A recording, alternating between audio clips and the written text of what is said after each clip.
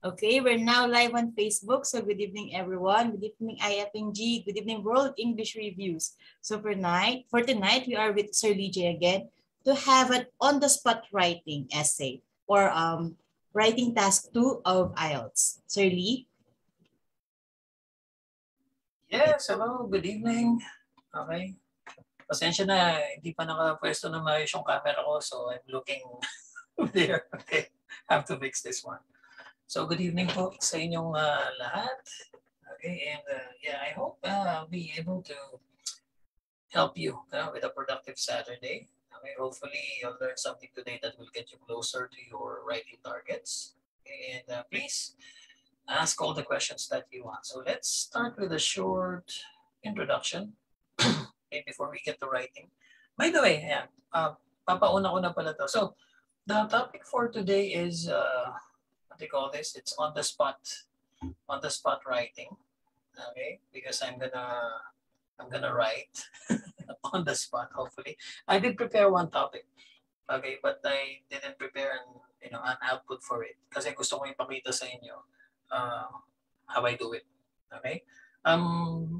However, please note that what I'm gonna show you is not the only way to write it. Ano lang to? It's just a system that I developed, throughout the years, getting bits and pieces from seminars I've attended with examiners, British Council and IDP, and then putting my own spin on it.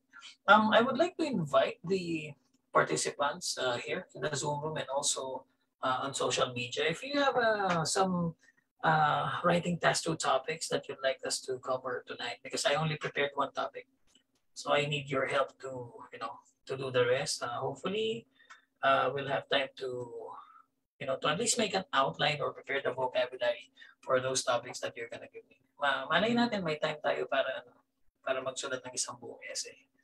Okay? So I only prepared one question because I wanted your help on this one. Okay, so pakiready na po and then just send it to our admins or put it in the chat box or put it in the comments box so that they can send your writing task 2 topics to me. All right, guys? So, yeah, so welcome. This is our free IELTS lecture. I'm a guest here every 2 weeks, every Saturday evening. So topic for today is writing task 2. A lot of people have a hard time here. Okay, in fact, writing is considered the most difficult part of the test. Kaya binabasya ng UK. Okay, so I'm here to help you out. Okay, I've gotten a perfect score in my perfect overall score in my IELTS. Writing ko so far, highest is 8.5, hoping to make it 9 the next time, but I've already got a 9 with the other areas po. Okay, so rules of conduct. Okay, ask your questions. You don't need to wait until the end of the webinar. Magtanong na lang kayo agad. Okay, please interrupt me anytime. As long as your question is pertinent, okay, then I will answer them. Information about our review programs. Okay, of course, I will elaborate at the end of the session. Pero kung may tanong na po kayo about enrollment, about discounts, lagay nyo lang sa chat and I have a companion, Ma'am Cha, will answer you through the chat. So, Ma'am Cha, pakichat na lang sila pag meron nagtanong about the review programs. But I'm gonna speak about those at the end of this webinar. So, I'd like to introduce myself. Okay, my name is Lee. Okay, yan pala yung pangalan ko, Lee J. Desus. I started teaching in 2005. So it's been 16 years. I teach IELTS, OET, English, civil service preparation, call center language training. Overall, IELTS score is 9. I'm civil service eligible, professional. I have a teaching qualification from Cambridge, Shelton. Okay, and I'm not blonde. Don't have a British accent. I still managed to get a band 9 in speaking and an overall band score of 9. And gusto ko lang, mamaya may papakita pa ako. And our topic for today is on the spot writing. That's and I want to share something, Ma'am Glads, kung okay lang, because I just received this message like 5 minutes ago before I joined the Zoom room. So share ko lang sa inyo. I'm pretty happy with this one. Okay. This is the website for CELPIP. Okay. This is one of the Canadian tests. Ito yung competitor ng IELTS actually. So Canada made their own English tests. CAEL, CAEL, that's the equivalent of IELTS academic for Canada. CELPIP is the equivalent of IELTS GT for Canada. And ngayon ko lang nakita to 5 minutes ago. So I'm very happy. There you go. So ito ang aking green na shirt. So I'm one of the international webinar presenters po ng CELPIP. Yeah, may proof ako kasi nandiyan ako sa website nila. Yes. I haven't shown my wife. Papakita ko mamaya. So, yan po. If you also need help with OET, CELPIP, CAEL, contact us. Okay, send us a message and we'll be able to help you out. And you know that it's official. We're officially trained and officially recognized. Hindi yung nag-research lang sa YouTube. Okay? Tapos nagturo na. Hindi. Formal teaching qualifications. Alright. Yes, I'm so happy with this one. Sarap. Okay. Because I worked hard for this. Timabaho ko yan. Okay. So, so today it's on the spot writing. So let's get right onto it. Just minimize. So I hope you can see my Word file. Okay. So a few things that you need, I think that you really need to know if you want to succeed with your writing. Okay. Oh, by the way, mag-survey nga tayo. Okay. Oh, gents, how many of you have taken the test? I'm not asking what your scores are, if you failed or you passed. Pero yung nag-take na, maybe 5 years ago or last month or 10 years ago. Can you just type it in the chat box? Have you taken the test or hindi pa?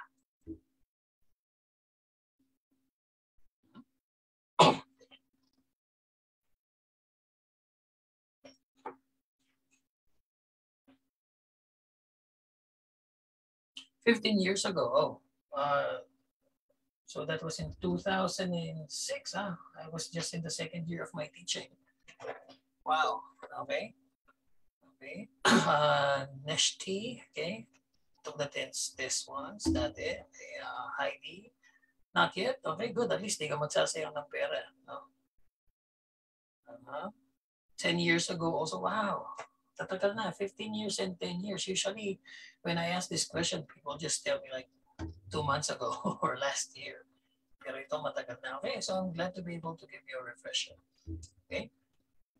First time this coming month. So first time magte-test na Meg ngayong December. So hopefully, this will be your first and your last time. Kasi masakit mag-test ng 2 beses. 11,000 pesos per day. Plus pamasahe. Plus lack of sleep. Okay. So I'd like to help you pass it on the first try, of course. And there's so many videos telling you about the format of the test. Okay, and some tips, ganyan. But I want to show you. I want to focus more on study skills because I think a lot of teaching right now focuses too much on just the format and looking at model answers. But they're not really addressing the needs of the individual students because sometimes you have all the information that you need, but you're not making progress because you don't know how to proceed effectively, especially nowadays because we're doing our classes online. So it's actually harder to monitor people now. Okay, sometimes you talk to them, they don't reply. Yeah, one of the teacher problems of these online classes. But anyway, if you look at my screen, okay, I have 2 main items here. Okay, study tips and number 2, writing. Napansin niyo ba, inuna ko yung study tips? Because for me, this is more important. This is the foundation of it because the stuff about writing you can find online in so many channels. Just go to the Ielts.org website. All the information is there. Okay? Pero yung study tips, di masyado. So the first thing I'd like to tell you guys is, if you really want to improve your writing, if you really want to improve your writing, first of all, you need to have realistic expectations muna. It all starts with that one. Okay? Because, sometimes people expect too much or sometimes they expect too little from themselves. Okay? on one hand, you have people, I have students or new enrollees who tell me all the time, "Sir, mahina ako sa writing talagang, yeah, and when I was in high school or in college, I was really afraid whenever we had a writing assignment or we had an essay. So, pinapasulat ko lang sa boyfriend ko or girlfriend ko yung yung mga writing outputs ko. Okay? You know what? Don't say that. Don't, I'm hopeless in writing. No, don't be too negative about yourself. If you expect to fail kasi, then you will probably fail. Okay? I mean, the universe gives you what you give out, it returns to you. So if you keep on telling yourself that you're bad at writing and that you're not gonna improve, then in the first place, don't take the test. What's the point? Okay, wag ka na lang mag-test, di ba? Okay, you don't go into war feeling that you're defeated already. Dapat medyo may confidence ka naman sa sarili mo. And this is, you're reviewing because you want to be ready, right? So the very fact that you're studying, you're preparing for it, you're scheduling your learning activities, then that should be something positive that you should count, okay? In your favor. Okay? So kailangan ko realistic your expectations. Don't expect too little from yourselves. Okay, yeah, mahina ka ngayon.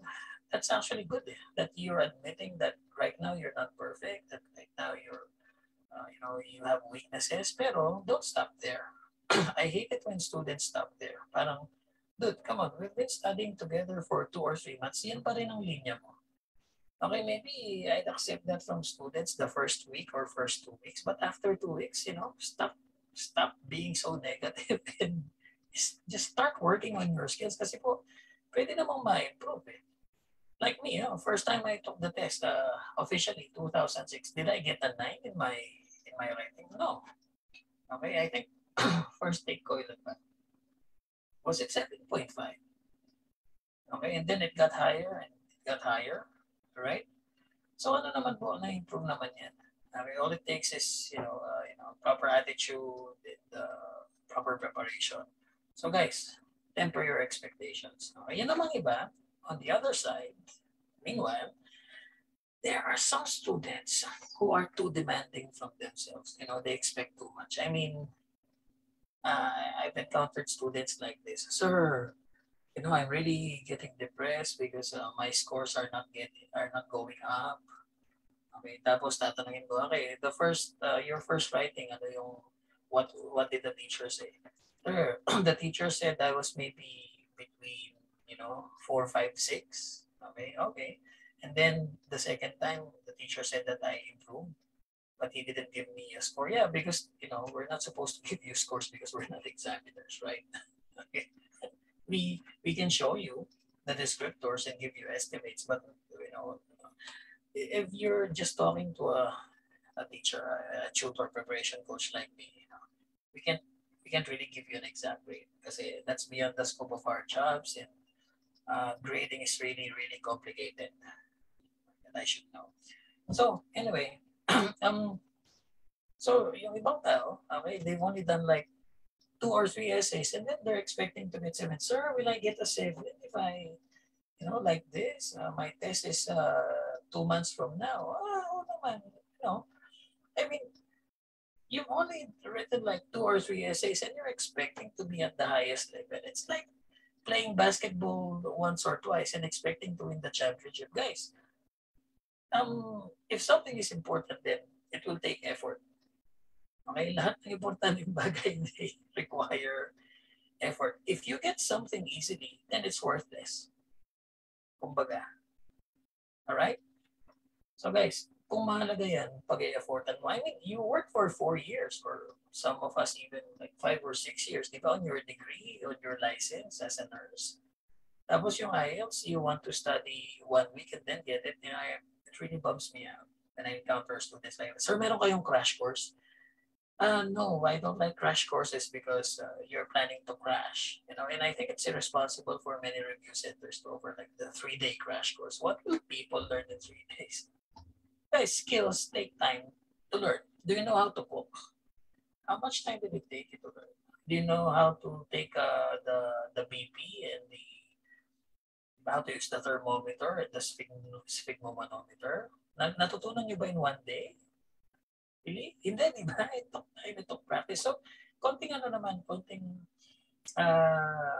maging realistic naman tayo when it comes to our expectations. If you want to improve something, you do it as often as you can. Sir, so okay na ba yung pag-practice ako ng twice a week sa writing? Are you kidding? No.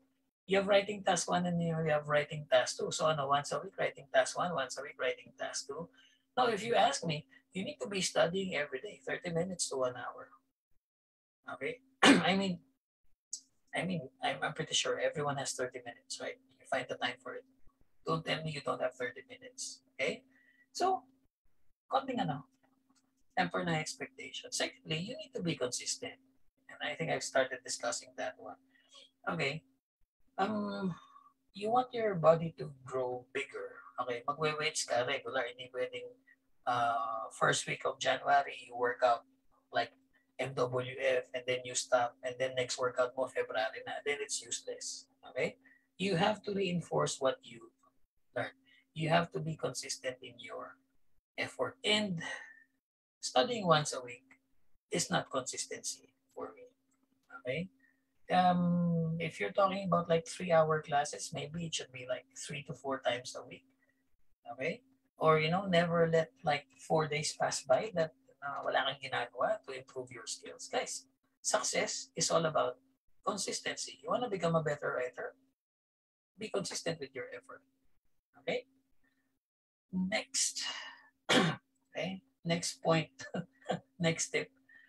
Guys, may I ask, where do you practice? Okay, when you do your drills, where do you usually do it? Do you do it in the dining room, in the living room, at your nurse's station, in the bedroom? Can you please type? Where do you usually practice? Syempre, Ielts, not other stuff.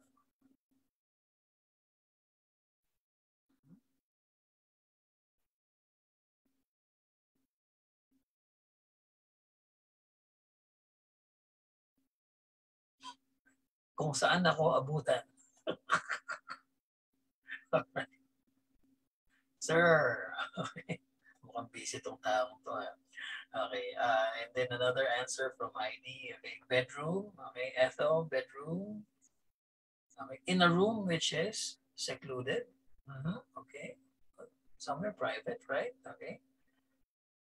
Wow, what I'm seeing here is bedroom.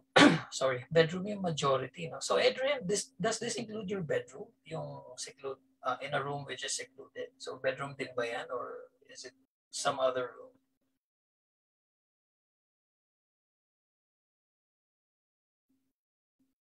Oh, you're so lucky. Okay, that's nice. That's the perfect answer, study room. Guys, I've been trying to learn as much as I can for the past, for the past few years actually. You have kids, all right? Do you know that the bedroom is the worst place to study? Okay, binirify ko I took a look at some of the work of psychologists from, syempre, tumingin ako sa TED. I also took a look at the online classes na Harvard and other big universities. Okay. They all say that the bedroom is actually the worst place to study. Why? Because, human beings, okay, we we have prompts, okay? Of course, since you are medical professionals, you know all about the circadian rhythms, our biological clock. So, when the sun rises, okay, our skin, our senses detect it, we start producing hormones which make us wake up. And then when the sun sets, okay, kung walang artificial light like this, then our body senses that it's getting dark, it releases the appropriate hormones, makes us sleepy. And that regulates our bodies, right? Ngayon, they all say that if you really want your study to be effective, you should not study in the bedroom. Why? Because the bed is for doing private things. Number 1, for sleep. Secondly, di ko alam kung ano yung secondly ninyo. Okay? Also, the kitchen is also not a good place to study because it's for eating. Okay? So kung gusto niyo talaga mag-aral, it should be, in a study in a study area. However, I know that some of us, don't have that luxury because maybe you're abroad right now. Some of our guests are in the Middle East and you're living in a small apartment provided by your company, maybe. Okay, so you don't have a choice. The bedroom is all that you ask. Pero meron technique. If you have no choice but to study in your bedroom, there's a technique so that you can still carve out a study space. Okay, turo ko sa inyo yung technique. So this is what I learned. So no choice ka. Okay, you don't have anywhere else to study. You're living in a small accommodation provided by your company. Ang gawin mo, you find a wall. Okay? You find a wall, you put the table there, and then you face the wall. Face the wall. And then, you have a special study lamp that you only turn on that lamp when you're studying. Okay? Pag naka-on yung lamp, you don't do anything else but to study. You don't text. You don't take a look at your phone. Okay? You don't play games. You don't eat. You just study. Okay? And then when you find yourself losing concentration, it doesn't matter kung after 5 minutes or 10 minutes or 30 minutes, nawawala yung concentration mo and then you're not feeling okay. Turn off the lamp and then take a break. Take a break. 5 minutes, 10 minutes. Okay? And then when you regain your energy, turn on the lamp and then focus on your study. A lot of us are not learning as much as we could because we're living in a very distracted world. Okay? So you know what? Lessen the distractions. Carve out a specific study venue for yourself and, oh man, you will see major improvements. In fact, I challenge you, try it for a week. Itong sinabi ko sa inyo. Just try it for a week. Okay? Carve out a study space. Okay? Maybe find a special study lamp or some other psychological prompt that you can use. And then, focus on what you're doing. Don't get distracted. Don't receive phone calls. Don't take a look at your messenger or kung ano man yung ginagamit ninyo. Okay? Don't play your mobile games and just focus. Okay? Hindi na uso yung multitasking. Don't multitask. Focus. You want to pass this? There should be no excuse. Okay? And finally, for the study tips, you don't need to write an essay every day, 7 days a week. Okay? Yes, I did say that you should be more consistent, that you should study every day, but it doesn't mean writing an essay every day. Okay? We have what we call chunking. Alright? Ano ba yung chunking na yan? Okay? Maybe you can divide your tasks into more manageable pieces. For example, let me show you a sample chunk. Okay. Study plan. So, kunwari, meron kang M. So, Monday.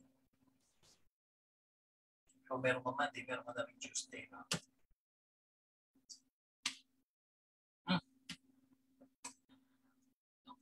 I'm very OC about this. Okay, so, Monday.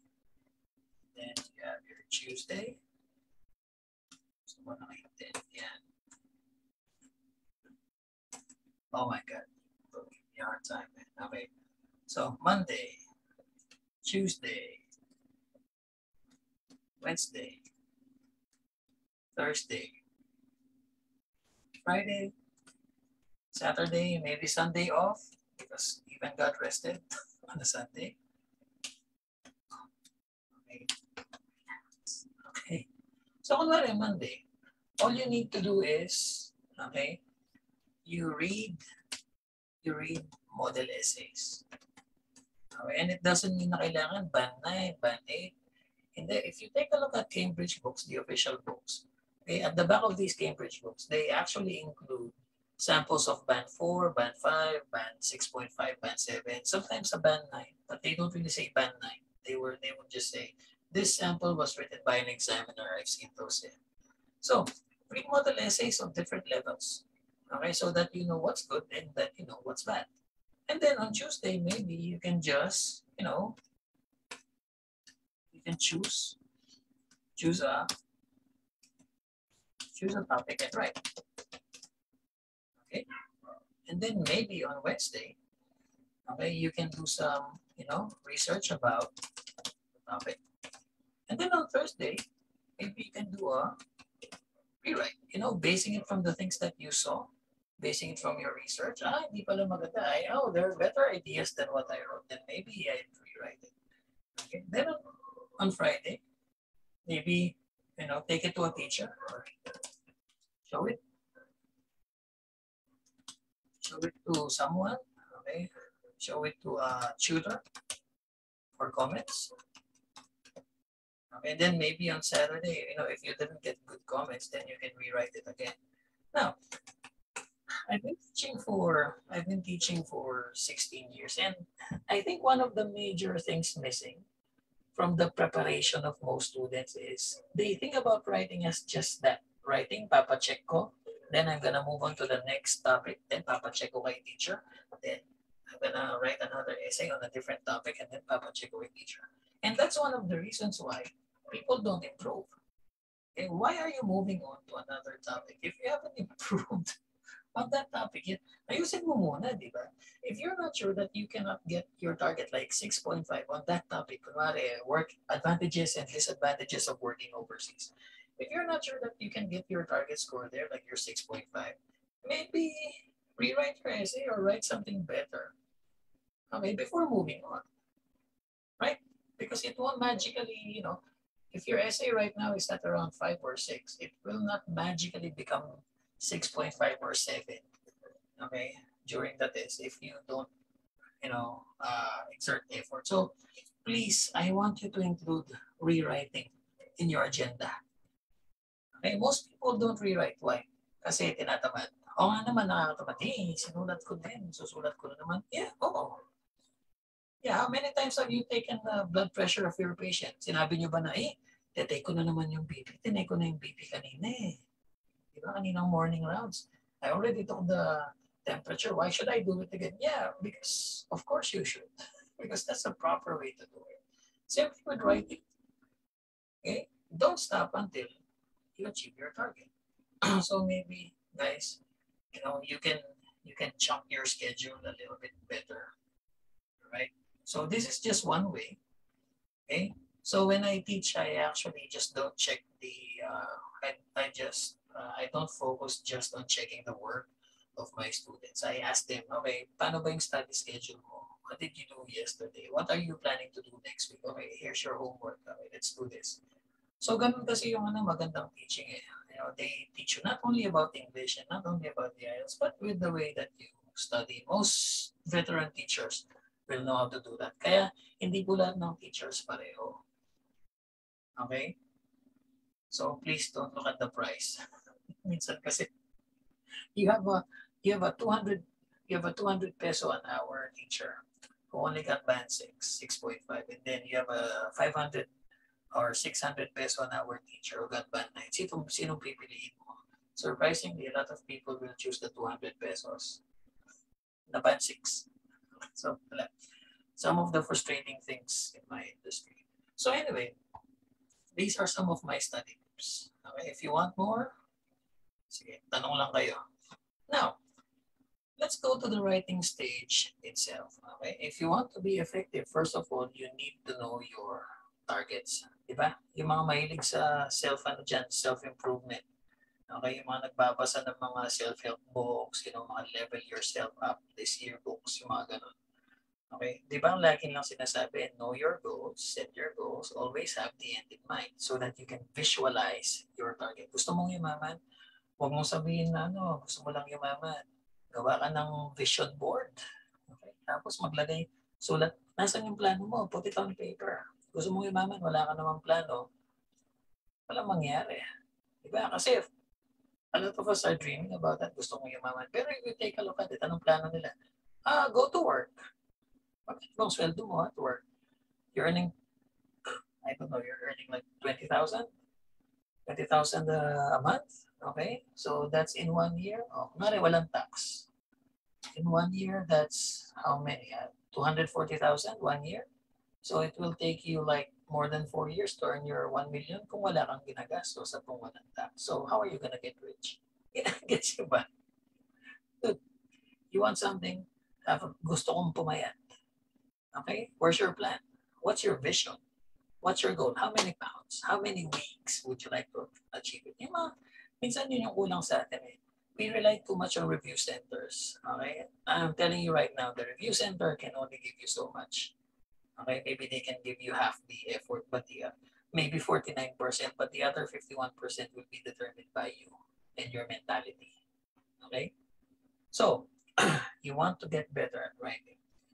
Know your targets. Tignan ko nga kung alam niyo yung targets niyo. First, the targets are the formats, no? Yung format ng test. Yung writing, gano'n ba katagal yung writing? It's exactly 1 hour. It's the third test. So, listening, reading, then writing. So, alas 9, listening. Alas 10, 10 a.m. Reading. And then at around 11 in the morning, you have your writing test. They will give you 1 hour. How many tasks? 2 tasks. Task 1 and task 2. What's task 1? It's writing a report. So, they will give you a chart and you will write a report on it. Okay, task 2 is an essay. Different topics for GT and academic, of course. They cannot give them the same topic. It's gonna be unfair. Ano pa ba? Required number of words. You already know this. You need to write at least 150 words for task 1 and at least 250 words for task 2. Suggested time, 20 minutes for task 1, 40 minutes for task 2. Okay? How about the paragraphs? Okay, matanong ko nga kayo. So, how many paragraphs should you write for an Ielts essay? Please type it in the chat box. Are you supposed to write 10 paragraphs or 1 paragraph? How many paragraphs would be perfect?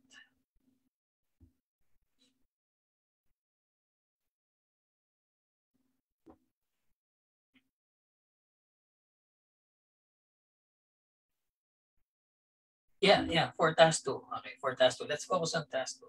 So, how many paragraphs would be perfect for task 2? Task 1 kasi, 3 to 4 yan.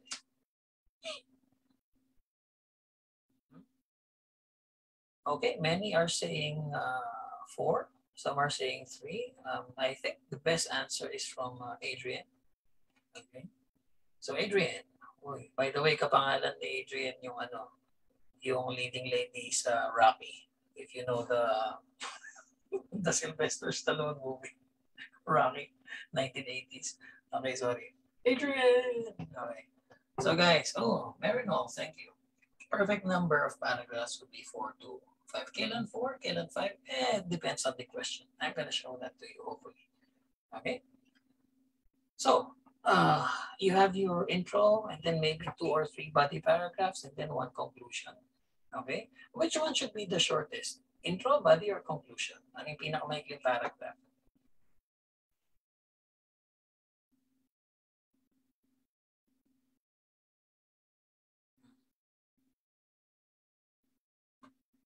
Okay.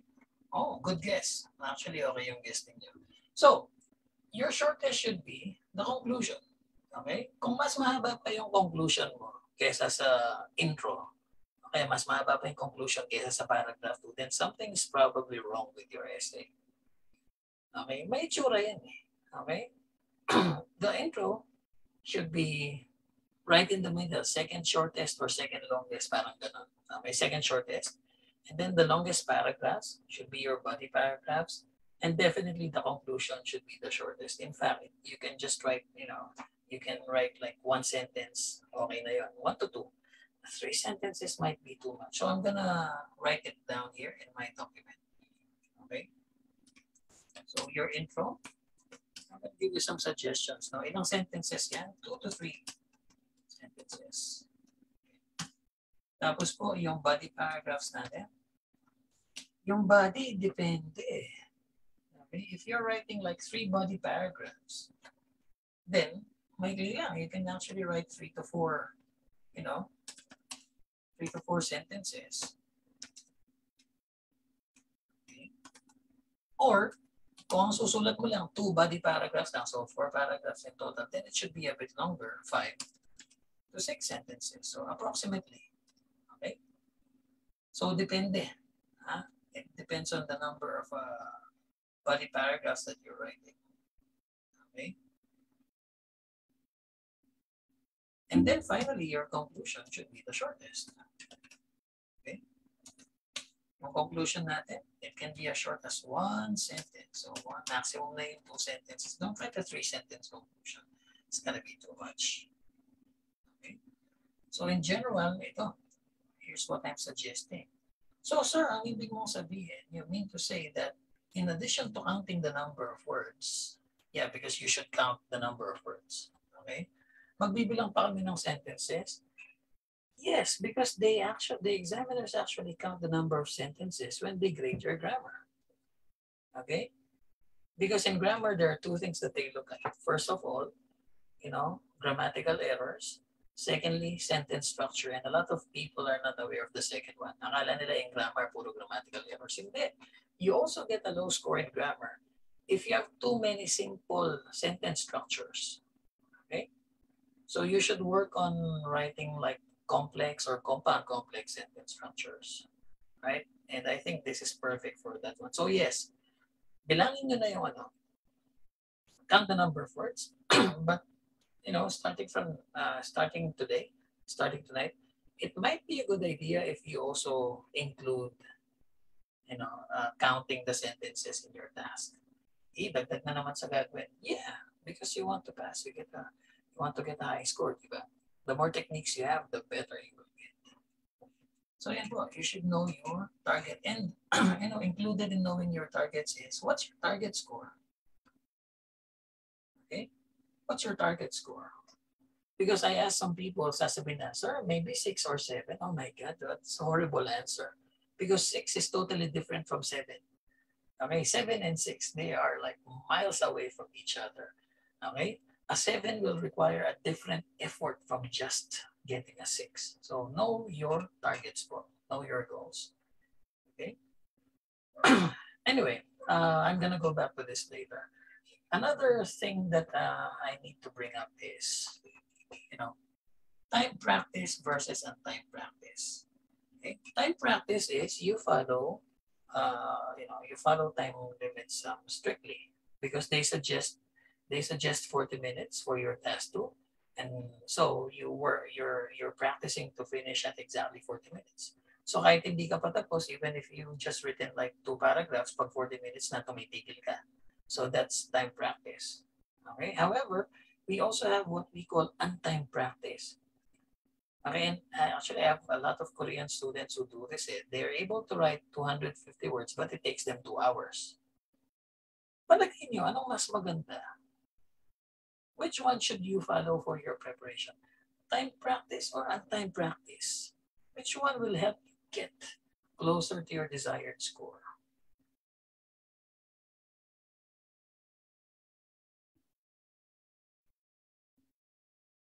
Time practice. Okay. How about the others? What do you think? Gradual muna, so untimed for Bay. Okay. What else? I'm sorry, it's actually a trick question. Sorry, I tricked you. Guys, dapat, okay, thank you. Excellent, Bay. You got it. Okay. Sa totoo lang, both kinds of strategies, okay, should have a place, in your plan, in your program. Kailangan, okay, meron kayong time practice because, when you take the test, you're under time pressure. They will not allow you to go, to write for more than an hour. Wala na, basta 1 hour, tapos na yan. Okay, so you really have to learn how to write faster and to be more efficient in your tasks. Kasi ang exam naka-time, so kailangan magta-time practice kayo. However, okay, the other type of practice, untimed, might actually be better if you're focusing on improving the language. Kasi dalawa po yung ginagawa niyo. You're actually trying to do 2 things. You're trying to fulfill the requirements of the test, so format. At the same time, you're trying to improve your language skills. Akala kasi ng iba, English lang, hindi English lang. Familiarity with the format. Yung iba naman, magaling na sa format, pero yung English nila, hindi nag-improve because they're being one-sided. They're only doing one type of practice. Guys, both have a place in learning. Time practice will prepare you for the pressures of the test, but untimed practice will actually help you improve your language better. So kailangan po meron kayong at least isang time practice every week and maybe isang untimed practice every week. Both will help you. Both have a place. Okay? Yes, I agree with that. Learning how to adapt the structure of writing. Yun yung pwede nyo matutunan din sa on-time practice. And then yung natutunan ninyo, i-apply nyo during the time practice. Okay? Unfortunately, I encounter a lot of candidates na puro puro on-time practice yung ginagawa. Tatanungin ko, okay, very good ma'am, ganda ng essay mo. Okay? So 250 words, nice. How much time did it take you to finish? I saw 2 hours. Oh my God. Palagay mo ba you can create the same kind of output pagdating ng test? Hindi, kasi nasanay ka sa 2 hours. Both are important. So from Faith, how do I plan my writing? I'm gonna show it to you. I'm getting there. Actually, next na pala. Ito na. If you take a look at my document, next item on the agenda, I'm gonna turn off my video. Focus on the document. Okay? Nilagay ko dito, pre-writing, writing, and post-writing. Okay? These are the 3 stages of writing that you should go through. But a lot of candidates, isa lang ang ginagawa dyan, writing lang. Guys, kung mataas ang target ninyo, kailangan may plano kayo.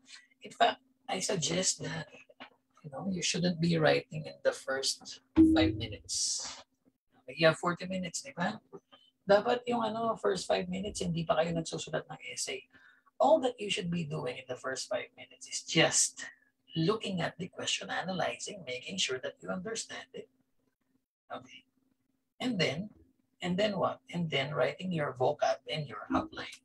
I suggest 5 minutes for pre-writing. And then the writing process itself. Writing process, siguro mga 30 minutes lang yan. Oops, sorry. 30 minutes. Okay.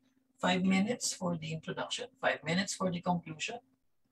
Okay. And the remaining 20 minutes for the body. Sulat ko na para di nyo rin makalimutan. Okay. So, intro. Okay. 5 minutes. And then let's call them bodies now kasi it's more than one. Bodies. Body paragraphs. Yeah. Body paragraphs. 20 minutes, siguro naman, kaya na yan. 20 minutes, dami niyan. And then, your conclusion, let's just write conc. Conclusion. 1 sentence pa lang yan, pero sige, take 5 minutes. I don't think it will take you 5 minutes. Okay, so, pero idea lang. So, that still gives you 5 minutes for post-writing. Ano ba yung post-writing na yan? Post-writing means taking a quick look at what you wrote and then looking for simple errors. Okay, let me repeat, simple errors, not complex errors. At this point, sa post-writing or editing, you shouldn't be erasing whole sentences or whole paragraphs. Kung mag-erase ka, mga isang letter lang or 1 word lang, okay, and you're only looking for simple errors, nothing major na. So simple misspellings, simple grammatical errors, baka kulang ng D, kulang ng S. Okay? Or maybe there's a word there that you could replace with something better. Yun na lang ang ginagawa doon, pero nothing major. Right?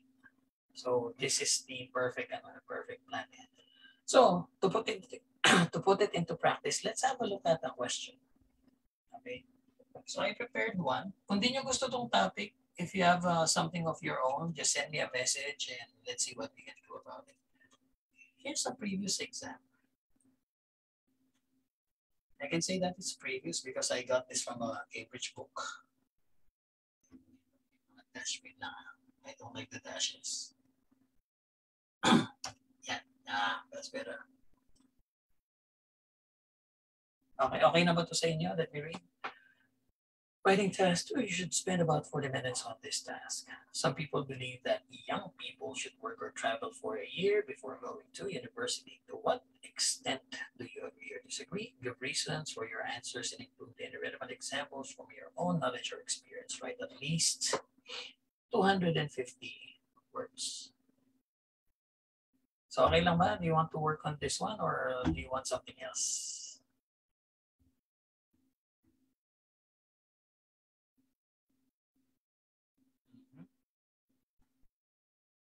If you want to work on another topic, just send it to us.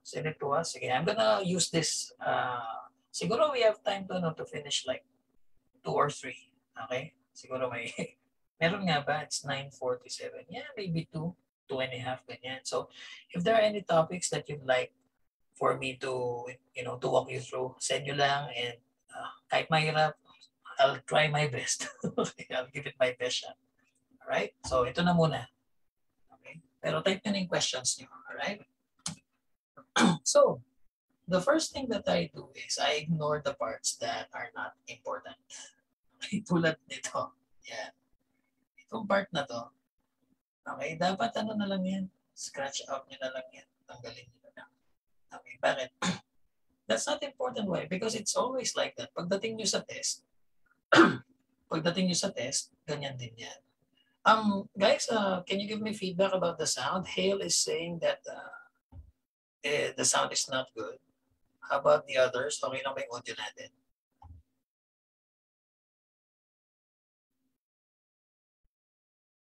Gladys, okay lang daw. Adrian says, okay yung audio. How about you, chat? Okay yung audio ko sa'yo? Okay yung registro?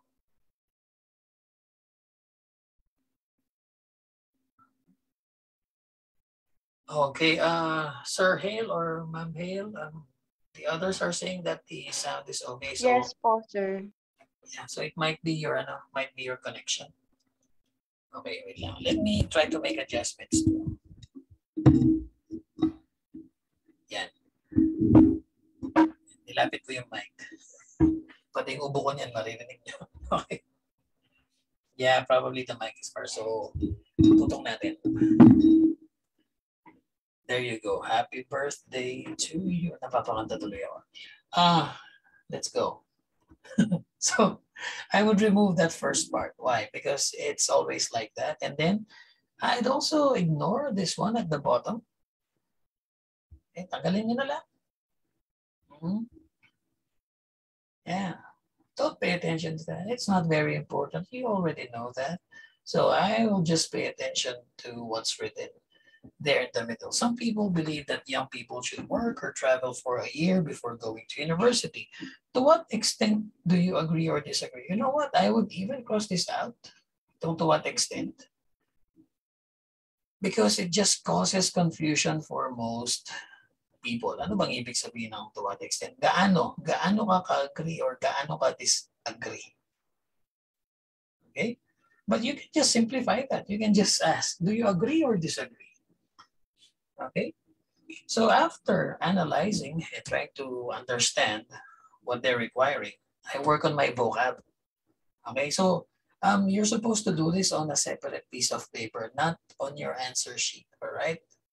Itong pre-writing stage, you do it on the questionnaire. If you're taking the paper-based test, you have a lot of space on your questionnaire.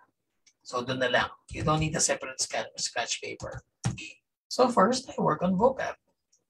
Okay, so ano ba tong vocab na to? You take a look at the question and then look for the words that you should replace because they're too obvious. Tulad ng some.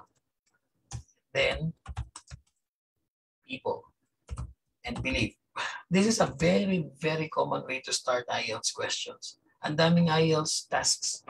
Ganyan yung simula. Some people believe. So you should know how to paraphrase this automatically. Okay, that young people should work or travel. How about you for a year? Ang pangit naman kung sige na for a year. But I think it's awkward. Okay, before going to university. Okay, so help me out here. Okay, so let's think of some replacements. Instead of saying some, pwede nating sabihin.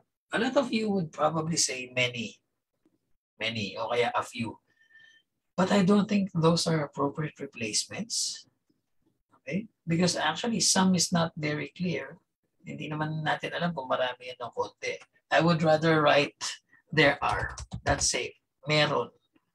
O kaya, a number of people. This is what I usually use. Of course, you can use other words if you want. Just make sure they're natural. Okay? Different people. Oh, yeah. Why not? Yeah. Let's use that one. Something new for once. Different. Okay, different people. And then how about people? So somebody suggested a pronoun. Okay, sige. Those. Pwede. Okay. Pwede rin naman, no, individual so that it sounds academic. You can even say men and women. Some generic, words that you can use. Okay. Heidi, individuals would be better because it's plural, no? People, marami. So also make it plural. Personalities. Personality, no. Definitely not personality. Pwede ba yung personalities? But is it natural? It depends on the sentence. Many personalities. Maybe. Okay. How about believe? Believe you can say think. Argue. Okay. And opine, although I find it awkward. Okay. Kasi just because you use the less frequent word, the less common word, doesn't mean mas mataas na yung vocab score. Okay, guys, I see this problem, especially for a lot of intelligent candidates. Okay, they focus too much on paraphrasing. Guys, remember, lexical resource or vocabulary is only 25% of your score. You still have grammar, you have task achievement, you have coherence and cohesion. Sometimes you focus too much on vocab that you forget about the 75% of the test. Okay? Remember, when they grade your vocabulary, they don't grade the words individually. No? They take a look at how you use the words within the sentence. Yun po yung importante.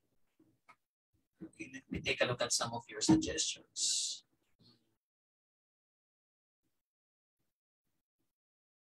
Rather than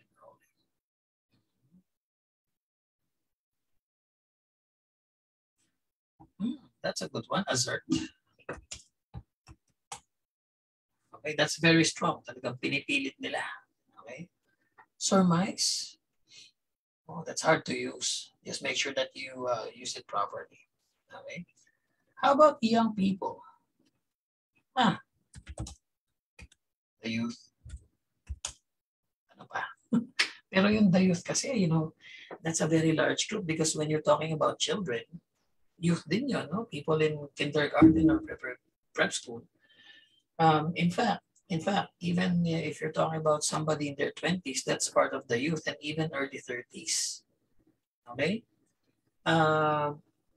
Until you're 35, you're a young adult. Tapos bandang 36 to 45, mga middle-aged adult ka na. So when you say the youth, that's actually a very big group. Okay? Youngsters. It's a bit informal. I would use it if I were writing a GT essay, but not for an academic essay. Young individuals would be a good bet. Okay, young individuals, the young generation. Middlehood is not a word. Okay, the new generation. Merong mas madali eh. Sabi niya, before going to university, it's actually very specific. So who are we talking about? Before going to university, sino itong mga to? How old are they? Okay. Yes. So you know what? Young people, actually, students, mas maganda. Isipin niyo mabuti. Okay. You can even say, high school graduates. Diba? Kasi very specific. When you say young people, pati elementary kasama dyan. Pero we're not talking about people in grade 1, grade 2, first year high school. Hindi. We're talking about a very specific set of people. Okay, and in most countries, ilang taon sila? Itong mga high school grads. How old? Yeah, that's another word. Teenagers. Yeah. Pwede. So during my time, well, I graduated high school like 16 years old. Pero ngayon, K-12 na. So we're talking about the 18-year-olds, no? The 18-year-old people, 18-year-olds. We're talking about young adults. Ayun, ang dami naman pala. Young adults, 18-year-olds. Next, work. Work. Taibigan ko nga yung sarili ko. Study ako. Work, yeah. Employment.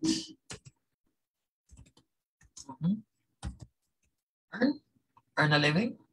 Pwede. Living. Or kung wala kayong maisip na pampalit, you can actually extend the word na lang. Work for money. Okay? Saying work for money is better than just saying work. Minsan kasi, wala kang pampalit, you know, because you're feeling the pressure or you're not on your best. Okay? If you extend the word or shorten it, that's also considered paraphrasing. Nag-paraphrase pa rin kayo, so pwede yan. Don't think you need to transform everything 100% all the time. Okay? So I think employment. Okay? And then travel. You know, related terms, leisure. Go touring, take a tour. Take a tour. What else? Roam around, go to other places. Okay, visit. Okay, visit other places. Pwede. Okay. Or, imbis na travel, you can say traveling. Sir, pareho lang yan. Hindi siya pareho. The other one is travel, ends with an L. The other one ends with an ing. Ibang form yan. Travel, simple base form, di ba? Tapos yung traveling, that's what? That's the ing form, present participle. Magkaiba yan. Explore, I think that's a good one. Okay. And then a year. Although I don't think you need to paraphrase this.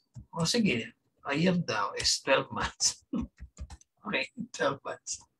And then, before going to, ayun, pwede rin yan, be, at least 1 year. At least hindi siya kamukha ng original. 1 year. You can also say a few months. Okay. And then university.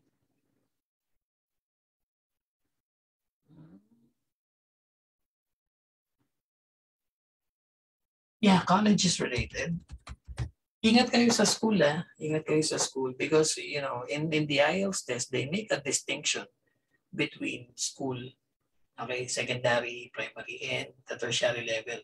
Actually, they don't call university a school. In the Philippines, when we say school, that's everything. Minsan nga, nagma-masters na school pa rin yung tawag natin. Pero in the Ielts test, hindi. They never, when they say school, they're just referring to children and teenagers. Okay, hanggang high school lang. They never call college or university as a school. Maybe we can say tertiary education. You can say further studies. You can say university studies, so at least dinagdagan mo siya. Okay? Higher studies, pwede rin. Higher studies. At the college level. Okay? A college course. Madami naman palang pwedeng gamitin. Tertiary level. Okay, university education. Wag lang university. So I think this is enough. Okay. Do you need to think of, do you need to come up with this many synonyms or paraphrases? Hindi. You only need maybe 2. In fact, yung ang 1 pwede na eh. So I'm just showing this so that you know you have options. Okay. Pero sa test, no need to think of 3 or 4 or 5. If you can think of 1, 2, or 3, pwede na yun. Okay? It's enough to I'm just gonna mute you, alright?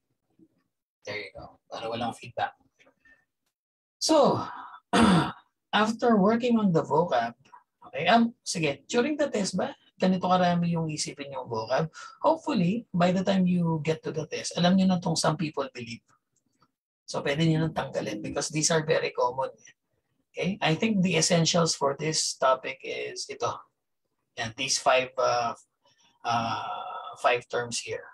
Okay? Usually, 5 lang naman yan. Okay? Next thing that you do is your essay plan or your outline or kung ano man yung gusto nyo itawag dyan. Dami naman pangalan yan.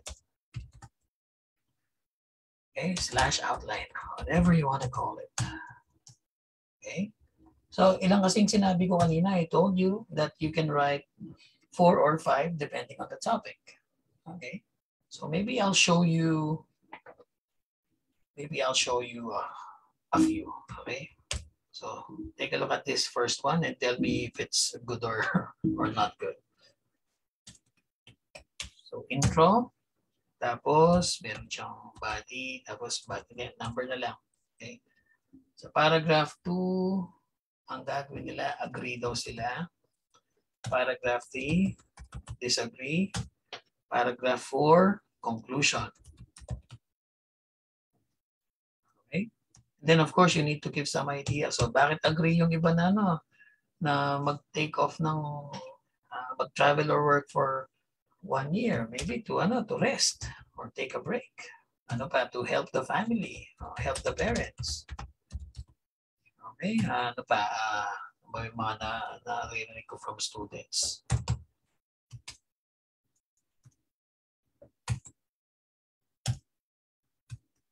Yeah, okay, it's better. Rest, help the parents, save money. Okay, or earn money for college. Okay, lagay natin, save/earn money. Tapos sabi naman ng iba, okay, disagree sila. Why do they disagree? Kasi daw waste of time or wasted time. Sana daw nakagraduate ng maaga. Okay. What else? They should not do it. They should go directly to college. Why? So that they can finish early? Or get a job early? Get a job soon? Ayan, common reasons to eh. So, okay ba to? Do you think this is a good approach, a good plan for this topic?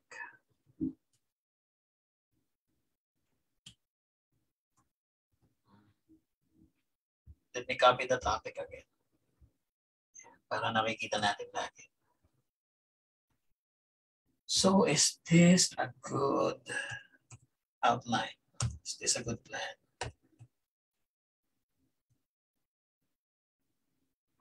What do you think?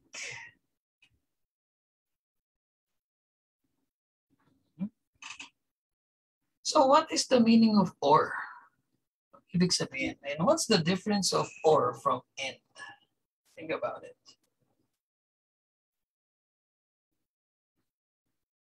Yeah, or means either or either. It also means just one of them, right? Or is for comparison. Okay, it's good that you know that. So, do you think this is a good outline or should we work more on it? Naj says, choose a side. I totally agree with that one. So maybe this is not the best way to approach it. Okay, so let me show you another one. What tayo ng isa pa? How about if I do it? Oops. What if I do it this way? Let's change the color for this one. How about I write 5 paragraphs? Okay, so intro, agree, disagree, and then I give my own opinion. Okay, and then I write my conclusion. Yung opinion ko, it depends on the situation. Safe answer to it. Or it depends, yeah, tama, on the situation. I'm just gonna explain it. Okay, how about this green outline? Is this good?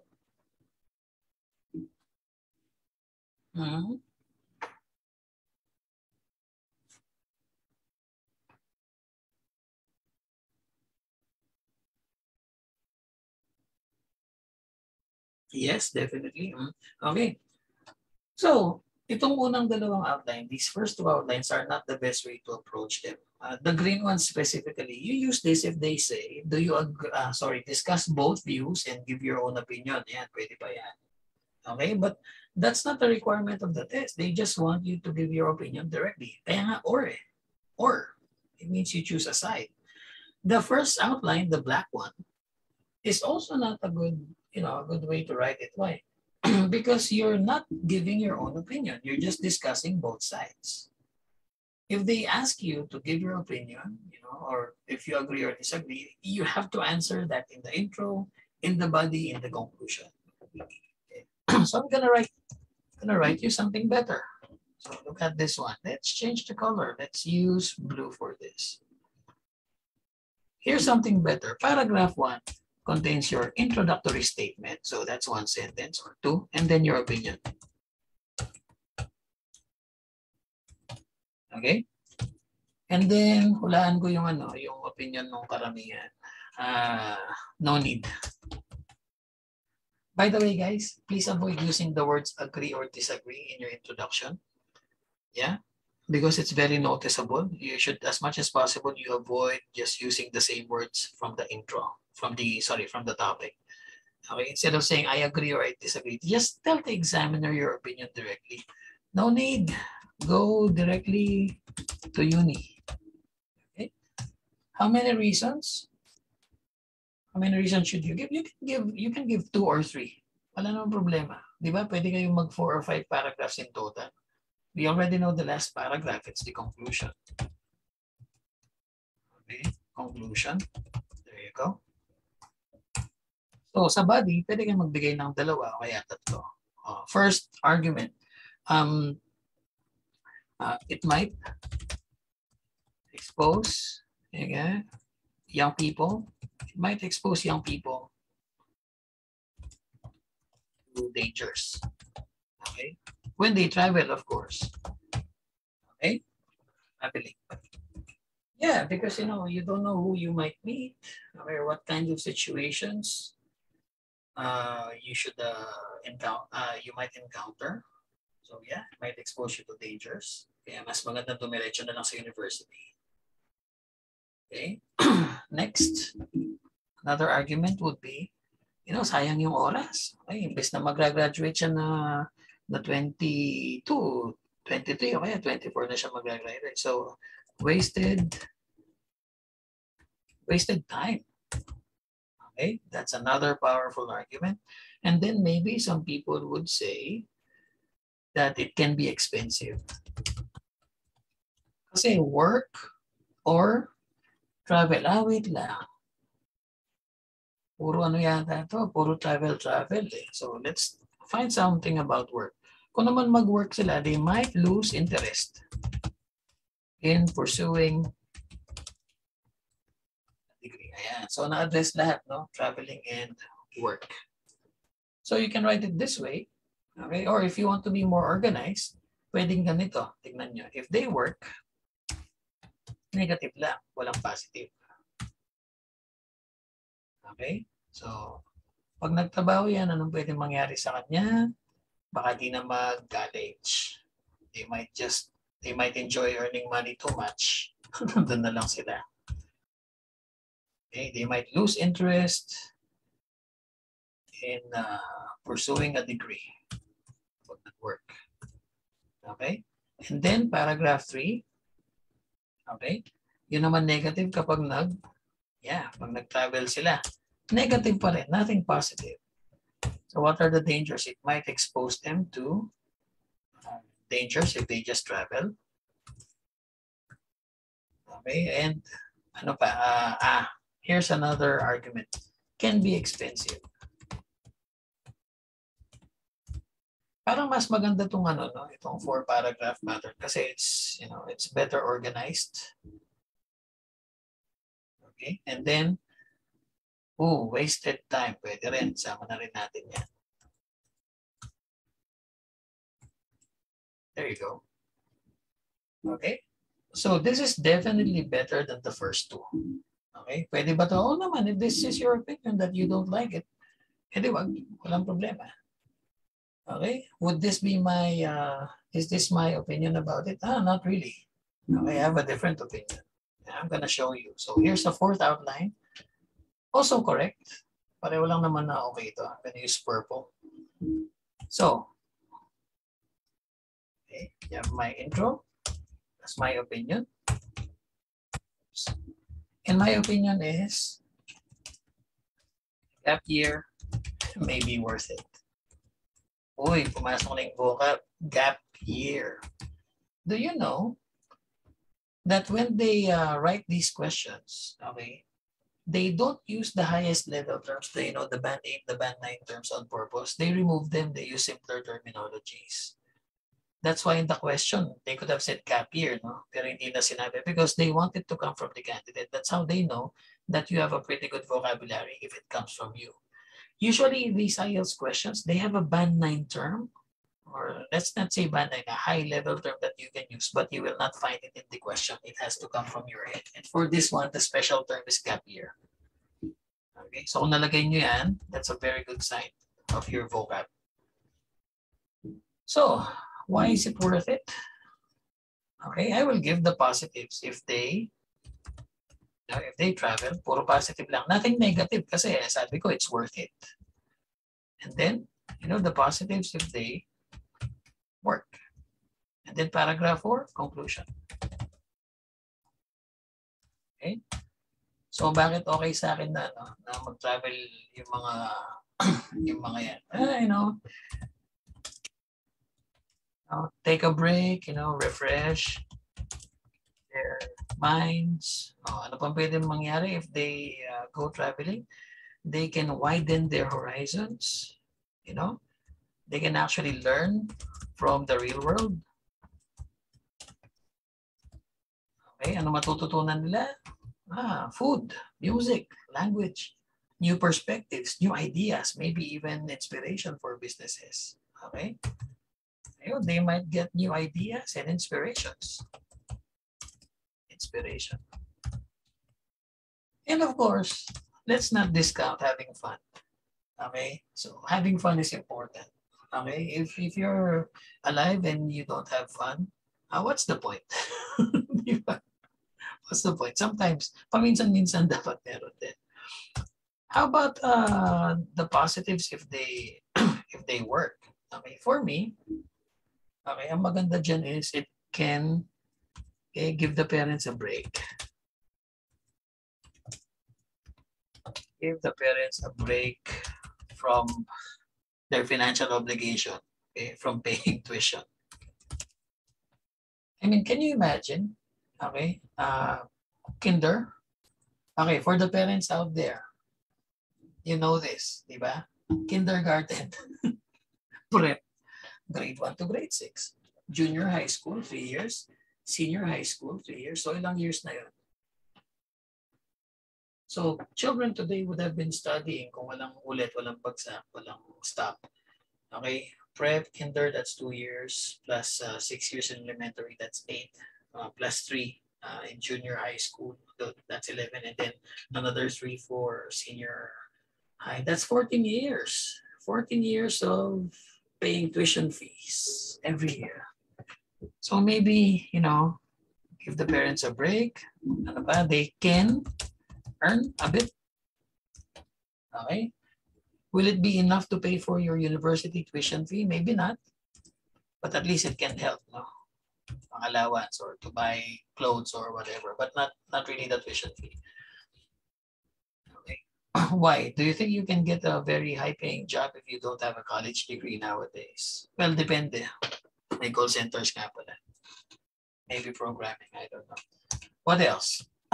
Another important thing if they work is maybe it can help them see meaning in their college course. Imagine this one, okay? Diba, we all learn things in college that we thought were useless, so we didn't really study them.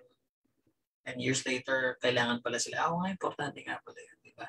Imagine if you can actually see, for the nurses out there, if you were allowed to, to shadow a nurse, maybe for a few days, 2 or 3 days, and see what their job was about. Okay, bago kayo nag-enroll in nursing school, would you have continued?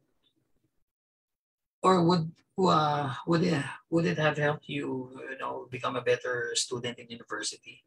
I think oo if you know what you're getting into. Okay? Maybe it can even help people decide on what they want to do in their life. Kasi when they already experience working, alam nila na, ito pala. It can help them appreciate work. Appreciate the difficulty and value of work. Ayan.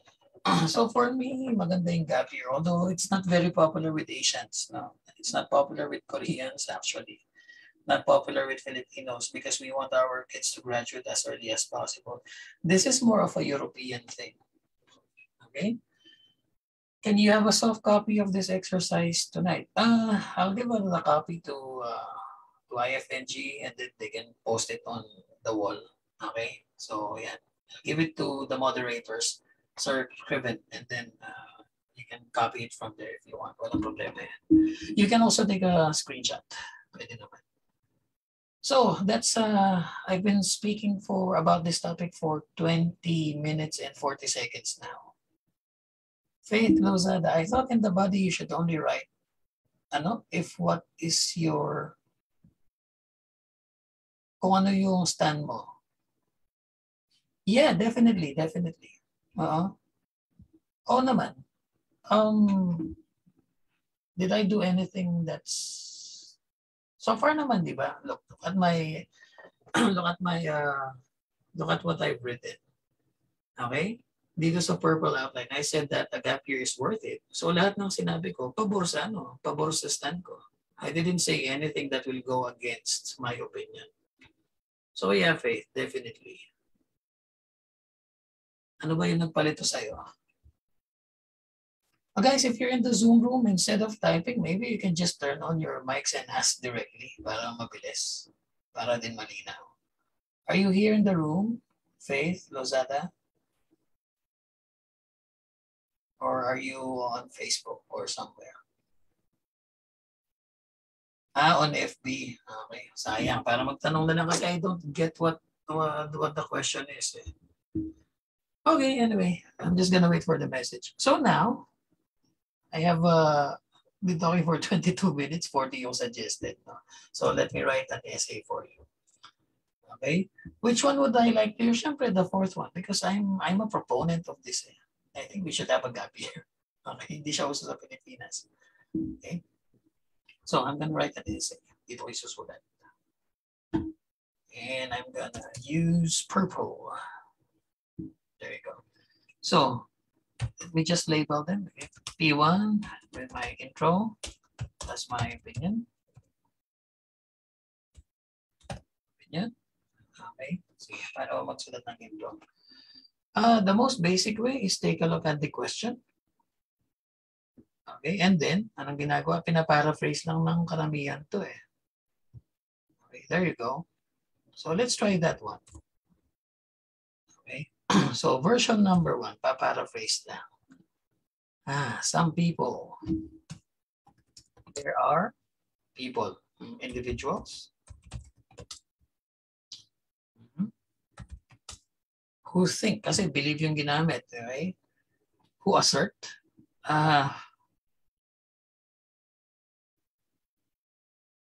who suggest, okay? Who think, who say, who believe, okay? Who think that young individuals, or maybe you can even say high school graduates, that high school graduates, okay, that recent high school graduates, mas malinaw, okay, should work or travel for a year, okay,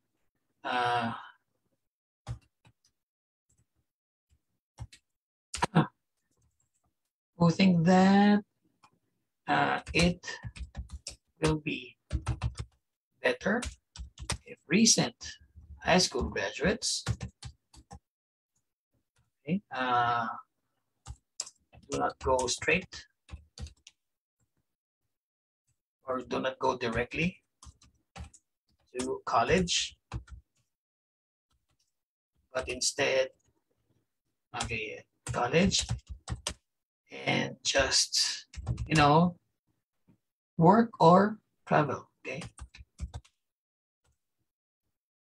Just find a job or go traveling.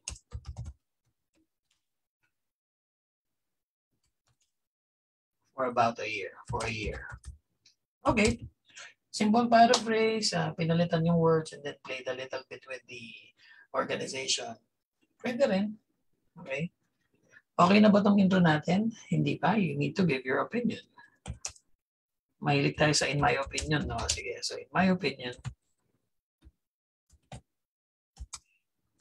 a gap year, okay, might be a great idea because of the benefits it can bring. Okay? Or the benefits it has for young minds, for young minds. Okay? Because of the, possible benefits. Okay, pwede naman. Is this the best one? Then you can write much better than this. Let's have another one. Okay, so let's call this P1A and then this one, let's call it P1B. Para dalawa. Ganun pa rin. Intro plus opinion. Another way is to just write your own. Just use your own words. It's harder to do, but you will probably get a higher score for that. Depende sa pagkasulat. Okay, so how do I say this? I'd say that in many countries are taking a gap year, okay, is a common practice in some countries, especially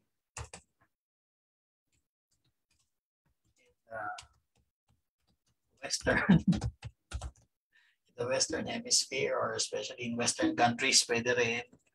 Sige na nga, huwag ng hemisphere. In Western countries or Western nations. Okay? Because it has, okay, proven benefits for young. As I see it, I believe that everyone should give it a try. Okay. Pwede naman tapusin na natin dyan. Give it a try.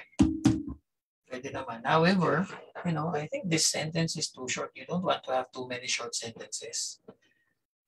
Okay. So how do I extend this one? As I see it, I believe that everyone should give it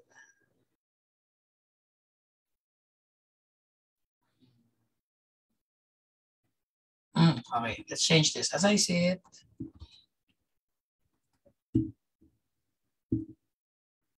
okay, this concept, okay, must be, or this suggestion, this concept must be explored, okay? If many first world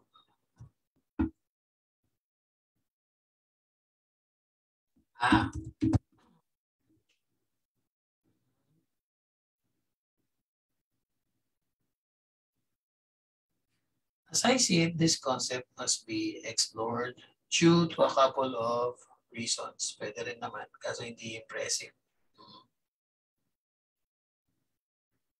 Alam ko na.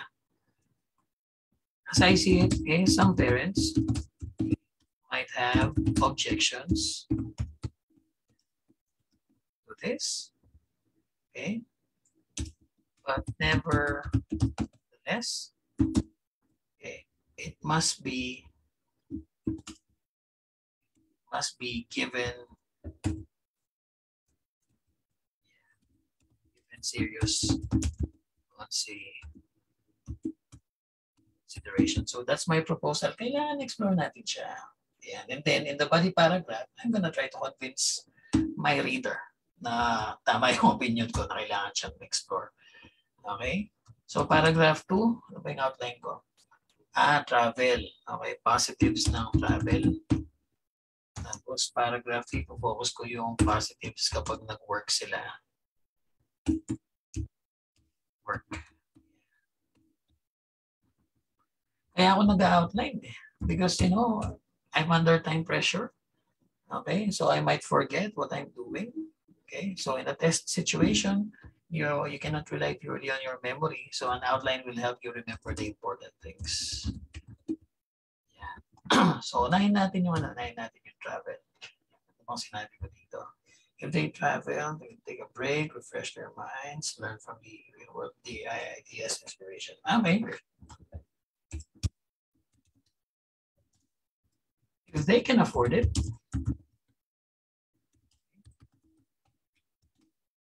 traveling for the meantime. What's the meantime? Yung 1 year. O, imbes na 1 year or 12 months, kinuha ko meantime. Okay?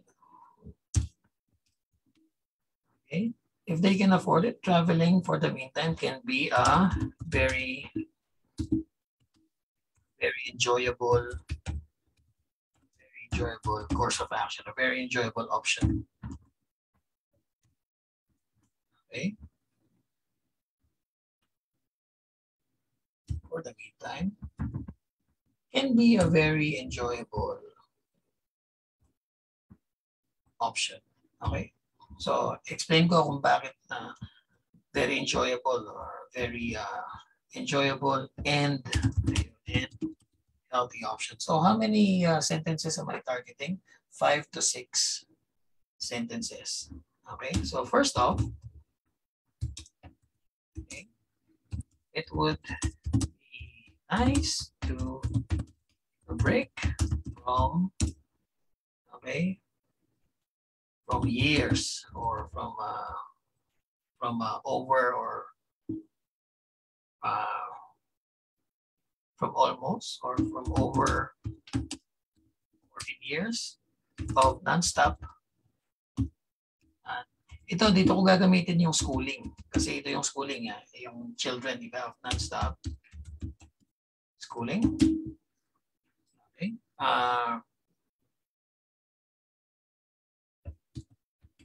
Taking their minds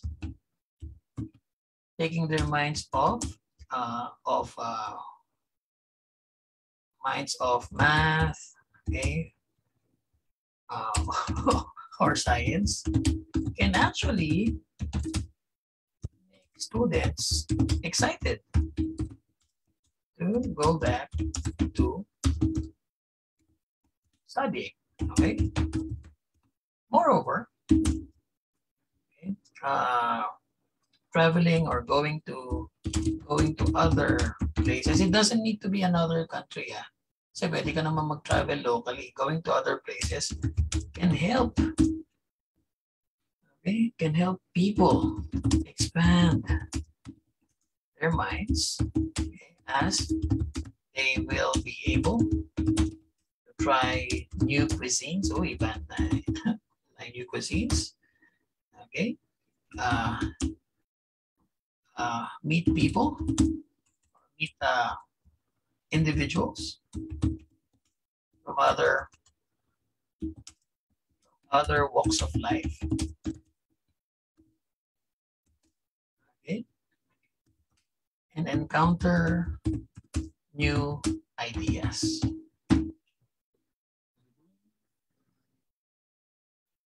Meet distinct individuals? No, I wouldn't say that. Meet individuals because it's more than one. Okay? Individuals from other walks of life and encounter. Kaya lang, other walks of life. Sounds awkward. All walks nga pala to. From all walks of life and encounter new ideas. Okay. Yeah, in the end, it can be so much. It can be a worthwhile learning experience. While having some lang. Gawin na natin a lot. While having a lot of, okay na ako dito. I already have like, how many? 5 ba to? 1, 2, 3, 4, 5 sentences. And then my word count is 97. Okay, I think that's pretty good. 5-97. I forgot to count my intro. I prefer, mas gusto ko. I think I prefer my second introduction. So yun yung bibilangin ko. So 2 sentences and 43 words. Pretty good also. So 2-43. So I think I'm on track, no? 97 plus 43, I already have 140. I'm more than halfway. Kailangan ko na lang ng 110. Okay? So, dito naman ako sa ano. Uy, they can afford it. Okay. So it's actually 98 pala. Yan. Dito na ako sa work. Okay. Meanwhile, some might prefer to use this time, okay, to find work, okay, at least temporarily. Not permanent yan. Okay, doing this can,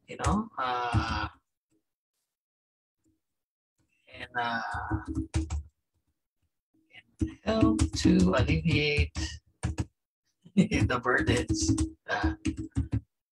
What kind of burdens? Lagyan natin ng adjective, no? The financial burdens of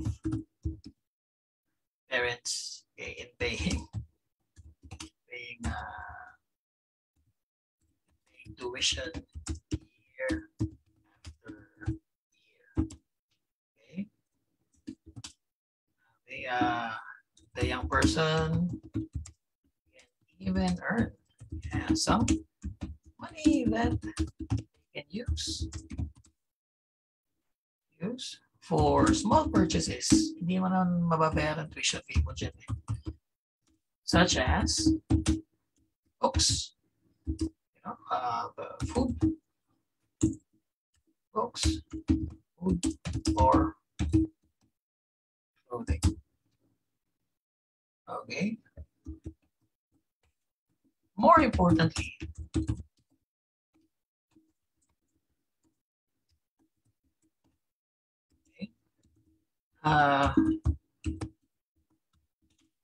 experiencing the reality, okay,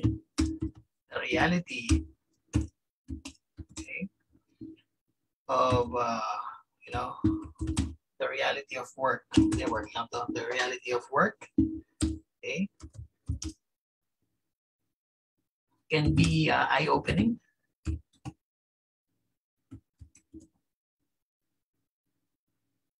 For a young person, because they will realize that making money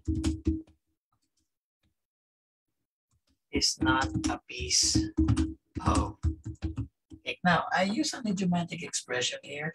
Be very careful with using idioms. Okay? Bakit? Make sure that you're using them appropriately, because I see a lot of candidates, pinipilit nila magpasok ng idioms because their teacher told them you can get a band 9 if you use idioms. Of course not. It's not automatic. Kailangan sakto. And it only applies to less common idioms, less common idiomatic language.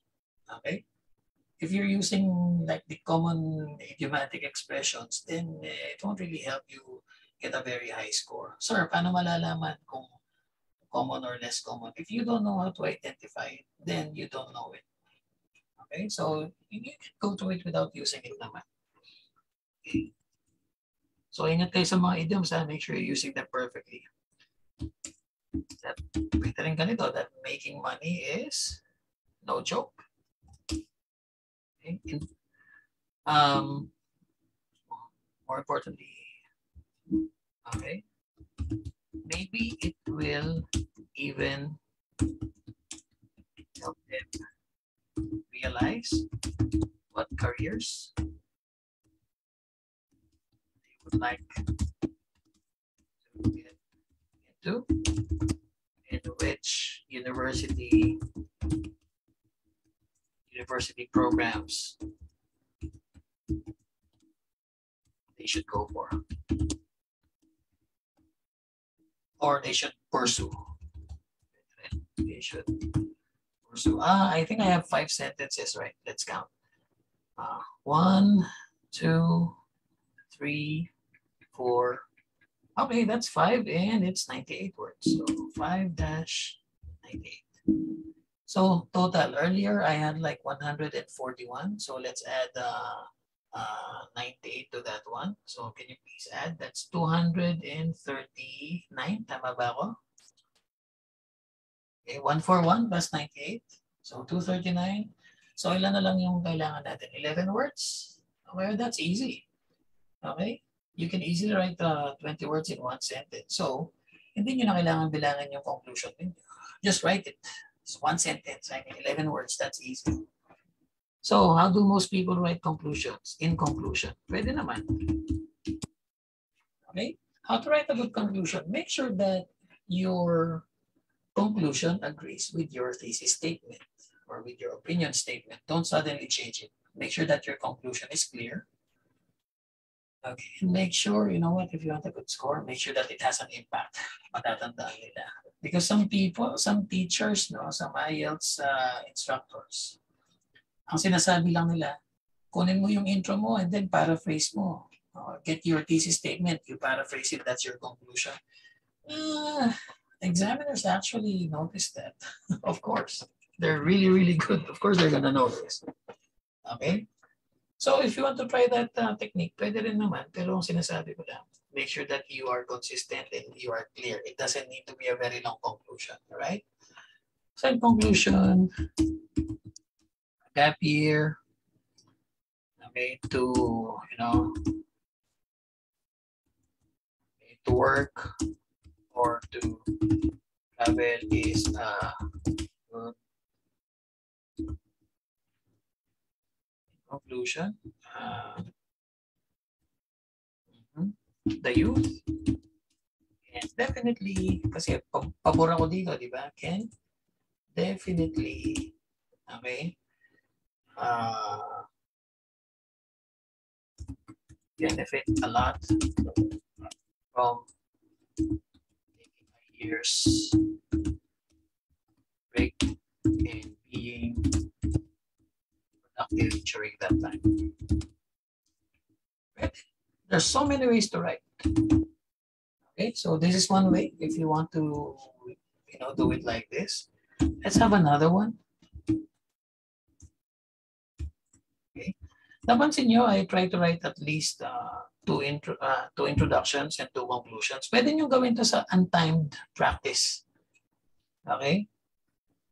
In fact, I think you should be writing like, you know, at least 3 versions of your introduction so that you can find the style that's more suited for you and then you can practice it. Pagdating ng test, mabilis nyo na masusulat because you already have a style. Okay? So wag naman isa lang, especially if you're using a word process or mas madaling magsulat ng multiple intros, multiple conclusions. Okay? So here's another one. In closing, pwede. To close, to conclude, to summarize is actually challenging. Tsaka yung to recapitulate, that's why I never use them. At the end of the day, a gap year is well worth it because it can, okay, a summary. Okay. At the end of the day, whether they choose, okay, to work or travel, gap year is well worth it because it can expand. Okay, it can expand. Teka lang, bakit puro pronouns to? I need a noun. Okay. Whether young people, okay, choose to work or travel, yun. A gap year is well worth it because it can expand their minds and, okay, and appreciate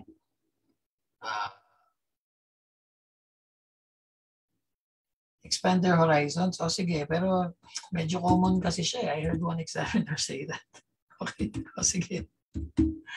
Can help expand their horizons. Okay, and help them appreciate, okay, work, the value, okay, of work. Okay, there you go. I think that's better than the first one. Okay, bibilangin ko ba to? What's the need? There's no need.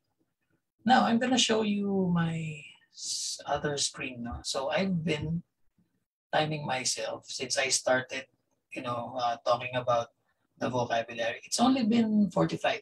Okay, 45 minutes. Ang suggested time dito is what? 40, di ba? I could have finished this faster if I weren't talking to you or if I didn't write 2 intros or 2 conclusions. So yeah, it is definitely possible to finish it within the time limit. Lalo na, syempre, praktisado. Okay? So everything gets better with repetition. Now, if you're working, okay, if you're practicing pa lang, so of course, in the real test, isasubmit nyo to, di ba? But if you're just trying to improve your skills, after writing your essay, there's another step that you can take. Okay? Ano yung step na yon? Let me show you. After doing this, you can go to Grammarly. Okay? Okay. Kung wala kayong access sa teacher, okay, titipid talaga kayo. Sige. You can just go to Grammarly. Okay, because nobody's perfect. And then you can actually copy-paste your work. Oh, libre lang to. Okay? No need to pay for it. There you go, yeah. There. Okay. So, of course, you won't have access to this during the test. Okay, and the free, this free version will only give you the basic edits. Pero enough na yan. Okay, so tanggalin ko lang itong mga headings. Yan, it will show you any wrong spellings that you made. And it can even show you some redundancies. Okay? That's pretty good. Okay. Kunwari ito, sinulat ko, there are individuals who think, para sa kanya, mas maganda daw yung some individuals think. Oo nga naman, kasi conciseness is a very important concept in any language actually. So it can help you edit your work and make it better. Yeah. Of course, not all of their suggestions would be, perfect or correct. Kasi meron ka rin namang konting artistic license. Okay? But most of the suggestions are very useful. Tulad nito, traveling. Okay? Change the spelling daw. Kasi sabi ko American spelling, American single lang yan. So British is double.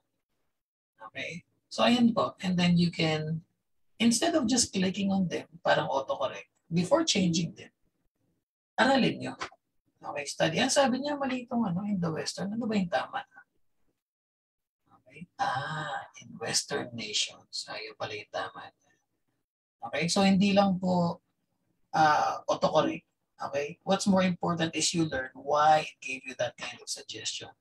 And I think this is a very, very useful tool for those people who are trying to study on their own or don't have access to a teacher. Okay, so yun po yung isang pwede nyo gawin. Alright, so time check lang po. It's 10:46. I think I have time to work on one more topic. Does anyone have a topic they want to work on for tonight? Kung wala, okay lang din.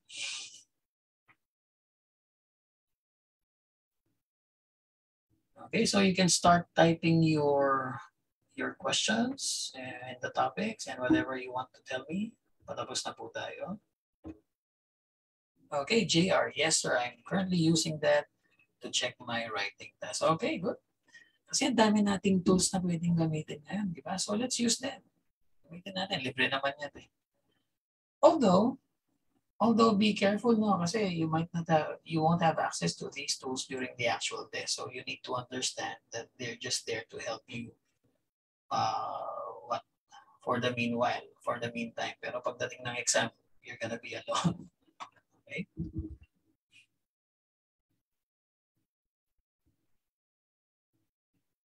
Anything else? Ano, may gusto kayong topic? Wala na. So guys, thank you for attending now. What you need to know is I like my classes to be interactive. I ask participants for questions all the time. Doesn't matter if it's speaking or writing. Mas gusto ko nga yung mga on the spot eh. Okay? Para ma-hone din yung skills natin. Okay? Sir, if my intro is, it is often thought, is often believed. Pwede naman, it is often believed. It is, that's in the present tense. It is often thought, that's also in the present tense. Okay? In general, you use the present tense for writing task 2. In general, no. Kasi you're talking about a current issue, something that people are talking about.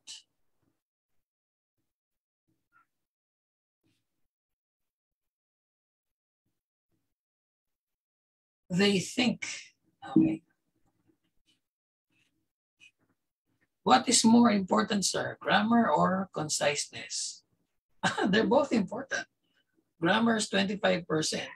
Okay, yung conciseness, it doesn't have a direct, a direct category, something in the description. Pero kasama siya sa coherence and cohesion. Okay, kasama din siya sa can be measured in task achievement. Pareho silang importante. Parang sinabi mo, anong mas importante? Yung kaliwang kamay o yung kanang kamay? Paano mas importante? Yung paa o yung kamay? They're both important. Other questions? What was the program? Grammarly.com. It's quite popular nowadays, actually. Okay, if you want very useful websites or apps, ito po, tatype ko sila, no? So, Grammarly.com is useful. What else is useful? Vocabulary.com. That's a learner's dictionary. Vocab, for developing your vocab, hindi lang siya dictionary. It also helps you build your vocab. It has games that you can use to improve, okay, your lexical resource. Okay, Ma'am Glass, mukhang wala nag-prepare ng questions. Yeah. So that's it for me tonight. Any questions, guys, before we let Sir Lee J? Yeah, because tomorrow meron pang there's a free lecture. World English tomorrow. Free Ielts information session. We have a guest from British Council po. So if you're interested in asking questions from British Council directly, join us tomorrow, 9:30 in the morning. And then we have an OET information session in the evening. I think it's 6:30 in the evening.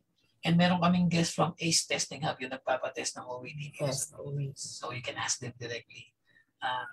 Okay, my companion, Ma'am Cha, will put the links here. Palagay in the chat box so that people can register.